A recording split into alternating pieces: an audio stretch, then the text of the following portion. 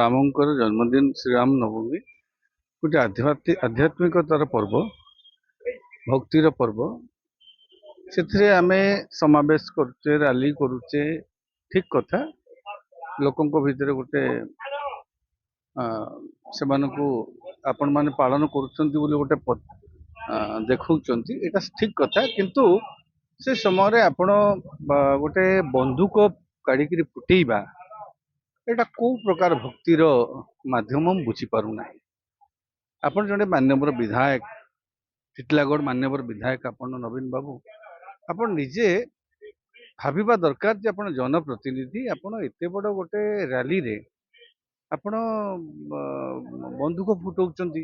ପରବର୍ତ୍ତୀ ପର୍ଯ୍ୟାୟରେ କହୁଛନ୍ତି ସେଟା ଖେଳନା ବନ୍ଧୁକ ଥିଲା।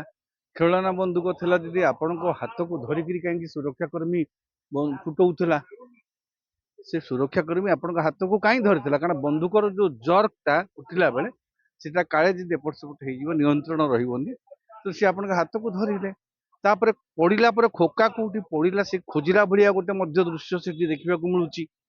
ତେଣୁ ଆପଣ କେମିତି କହିପାରିବେ ଯଦି ଖେଳଣା ବନ୍ଧୁକ ଥିଲା, ତେବେ ଏଭଳି ଯୋଉ ଆକ୍ଟିଭିଟିସ୍ ଦେଖାଗଲା ସେଟା କାହିଁକି ଦେଖାଗଲା?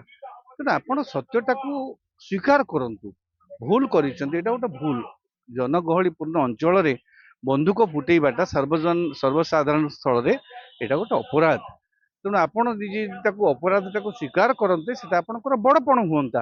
ହଁ, ଗୋଟେ ଭୁଲରେ ହେଇଗଲା, ଭୁଲରେ କରିଦେଲି, ଏ କରିଦେଲି, ସ୍ୱୀକାର କଲି, କିନ୍ତୁ ତାକୁ ଆପଣ ଗୋଟେ କହନ୍ତିନି ଭିନ୍ନ ଭାବରେ ଭଣ୍ଡିବାକୁ ଚେଷ୍ଟା କରୁଛନ୍ତି, ଏଇଟା ଠିକ ନୁହେଁ। ଏବେ ଦେଖନ୍ତୁ, ପିଏସ୍ଓ ନିଲମ୍ବିତ ତାହେଲେ କାହିଁକି ହେଲେ? ଯଦି ଖେଳନା ବନ୍ଧୁକ ହେଇଥିଲା, ଆପଣଙ୍କ ପିଏସ୍ଓଙ୍କୁ କାହିଁକି ନିଲମ୍ବିତ କରାଗଲା?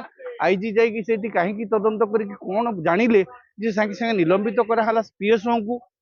ତା ମାନେ ସେଇଟା ନିହାତି ଭାବରେ ସତସତିକା ବନ୍ଧୁକ ଥିଲା। ଆପଣ ଯୋଉ ସତସତିକା ବନ୍ଧୁକ ଫୁଟେଇଛନ୍ତି, ଏଇଟା ଆପଣ ଗୋଟେ ଅପରାଧ କରିଛନ୍ତି ସର୍ବସାଧାରଣ ସ୍ଥଳରେ।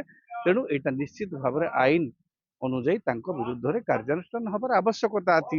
ଯଦି ଘଟଣା ତଦନ୍ତରୁ ସତ ଜଣା ପଡେ, ଆମ ଆଖିକି ଯାହା ଜଣା ପଡୁଛି ସେଟା ସତ ନ ହେଇଥାଇପାରେ।